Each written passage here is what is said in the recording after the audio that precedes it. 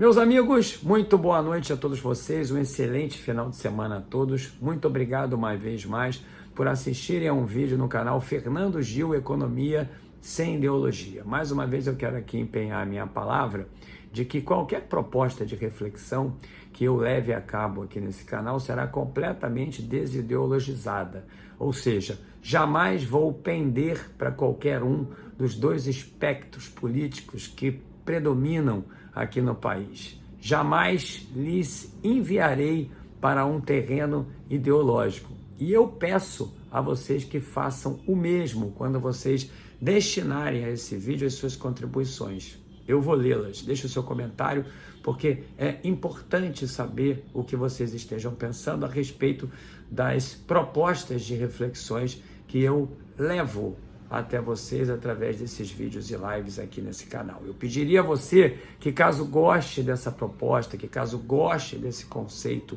de reflexão, de pensamento, de conteúdo, que propague esse vídeo para os amigos que também gostem desses debates, para que eles também possam se incorporarem a esses vídeos, ao nosso debate, às nossas reflexões, que no meu entendimento precisam ser desenvolvimentistas sempre. Tanto propague nas redes sociais, deixe o seu like, assim o YouTube entenderá que esse engajamento precisa se tornar ainda maior. Eu trago aqui para vocês hoje uma reflexão acerca de uma polêmica que infelizmente mais uma vez foi instaurada aqui no Brasil e que deixa de lado temas que sejam muito mais importantes. Eu digo temas esses que nos remetam a esse tão sonhado terreno do desenvolvimento socioeconômico. Vocês se inteiraram nos dias de hoje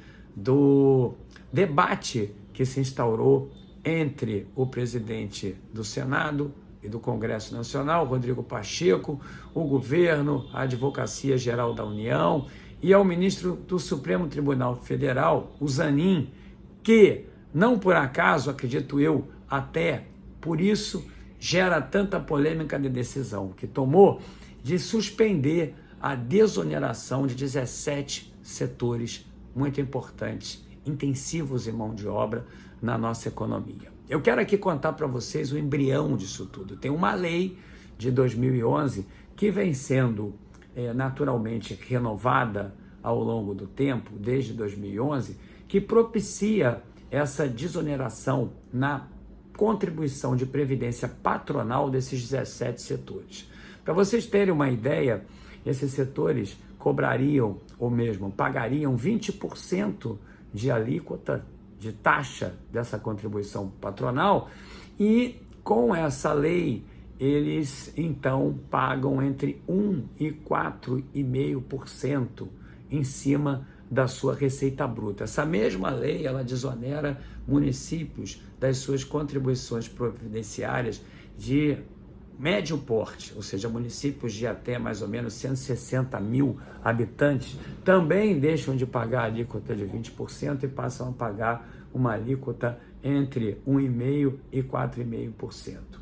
Eu diria para vocês que essa desoneração ela é importante sob o ponto de vista de facilitar as contratações aqui no Brasil, mas de uma certa forma ela também inibe a arrecadação, que é um dos propósitos que o governo atual tem sob a roupagem de justiça tributária. O ministro Zanin, que foi indicado pelo Lula ao Supremo Tribunal Federal, talvez também seja por isso que essa medida esteja sendo tão polêmica, na verdade, decidiu favoravelmente a um pleito da Advocacia Geral da União, ou seja, que a pedido do governo ingressou no Supremo Tribunal Federal para que pudesse suspender essa desoneração. Na verdade, o Lula já havia vetado essa revogação, a continuidade dessa desoneração tributária, e o Congresso, numa outra investida, então passou por cima do veto do Lula e manteve essa desoneração. Queria aqui te lembrar que independente também, apenas para você poder refletir sobre tudo isso, é preciso que você entenda que grande parte dos nossos congressistas são representantes de setores e que, na verdade, eles também recebem muita pressão daqueles que apoiaram as suas candidaturas, daqueles que apoiam os seus mandatos. Então, são interesses particulares também envolvidos. Não é só aquela explanação que visa o desenvolvimento do Brasil quando se fala que 17 setores importantes estão com alíquotas, com taxas diminuídas de contribuição patronal. Não, também existe o outro lado de uma argumentação, de um pensamento que entende que tudo isso também gera concentração de renda aqui no Brasil e que torna-se injusto com relação a outros setores que também sejam muito importantes da economia, que pagam alíquotas maiores. Então eu estou querendo mostrar para vocês aqui que argumentos existem de um lado e de outro. E o Rodrigo Pacheco, naturalmente, pretende recorrer dessa decisão do ministro Zanin, do Supremo Tribunal Federal, que suspendeu essa desoneração. Essa medida, essa decisão do ministro Zanin, na verdade, gerou muita polêmica, muito debate e ameaça realmente, novamente, por travas, por meios de obstaculização de uma boa relação que deve existir entre o Congresso e o governo. Na verdade, reclama, então, o Rodrigo Pacheco, presidente do Senado, que o governo judicializou uma decisão que já havia sido tomada pela democracia, ou seja, pela decisão do Congresso Nacional, de manter essa desoneração. Na verdade, ele pretende recorrer.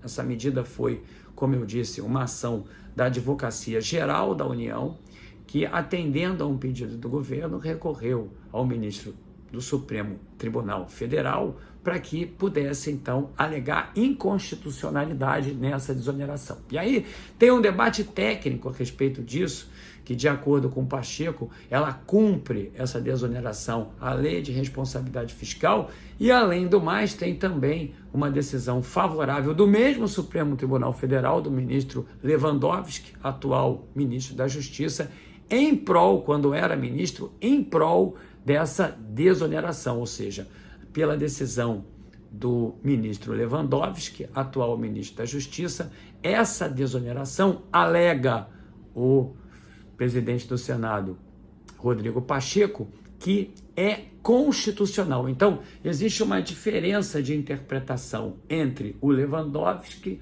e o ministro Zanin.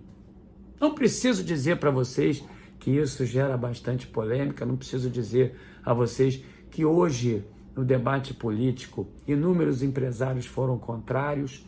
Não preciso dizer a vocês que o governo está sendo muito criticado por isso, inclusive levando a pecha de arrecadatório exacerbado.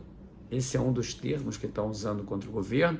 E eu não preciso dizer para vocês também que essas relações precisam ser muito importantes na medida em que o Congresso Nacional, de fato, é o que vai, é o poder que vai, o poder legislativo é o poder que vai referendar as medidas que um governo tome. Por isso, essas relações precisam ser muito importantes. Ameaça, inclusive, o Rodrigo Pacheco a levar a cabo discussões mais pormenorizadas sobre os gastos governamentais, ou seja, talvez mostrando ao governo Lula que alguns gastos estejam sendo realizados na contramão do desenvolvimento econômico, algo como se fosse assim. Bom, então, se você não concorda com uma decisão democrática por parte do Congresso Nacional e precisa judicializá-la, precisa pedir à Advocacia Geral da União que recorra dessa decisão democrática do Congresso Nacional de manter essa desoneração, então eu vou recorrer dessa decisão no mesmo Supremo Tribunal Federal, e aí existe já, eu diria, quase que uma consolidação de opinião sobre o que vai decidir o Supremo, ou seja, eles vão decidir, eu tenho quase certeza disso, pelas manifestações em outras oportunidades, eles vão decidir pela manutenção dessa desoneração, ou seja, eles vão contrários à decisão do ministro Zanin e às intenções arrecadatórias do governo. Então, além de recorrer ao mesmo Supremo Tribunal Federal, o Rodrigo Pacheco ameaça também envidar todos os esforços para que uma discussão sobre os gastos do governo realmente aconteça.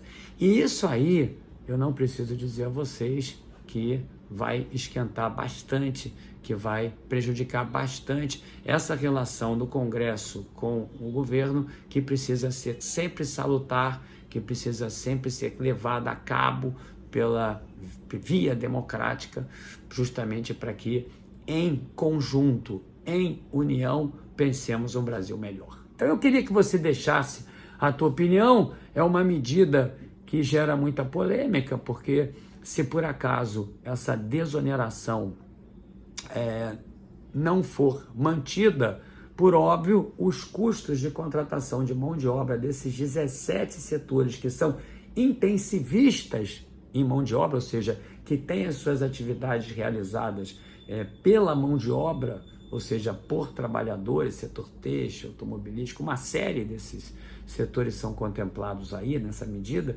mas eu não preciso dizer que o custo da contratação aqui no Brasil vai ser muito mais caro e, por conseguinte, nós também perderíamos competitividade nesses setores. Mas eu também preciso afirmar a vocês para que pensem, juntamente com isso que eu acabei de dizer, que o governo pretende também melhorar a arrecadação para que possa destinar, alega o governo, os seus gastos para pautas que também sejam extremamente relevantes para o desenvolvimento do nosso país. Essa discussão eu queria aqui que você materializasse, deixando o seu comentário no vídeo. Eu queria que você, então, proporcionasse a mim e a todos que vão ler as suas opiniões, porque elas realmente são muito importantes. Procurando, mais uma vez, eu peço isso a vocês, não apresentarem contribuições que advenham do instinto, ou seja, que sejam emanadas do instinto torcedor por determinado espectro político predominante aqui no país. Ou seja, se você hoje é da situação, pense exatamente se isso é importante ou não. Se você é da oposição, pense também na relevância do que está sendo discutido antes de você apoiar. Esse é o meu objetivo. Então, desde já, eu queria te agradecer pelo like no vídeo, pela inscrição, pela recomendação, pelo apoio nos comentários que vocês vão deixar, e desejo a vocês também um belo final de semana de muita harmonia com as suas famílias. Muito obrigado e muito boa noite.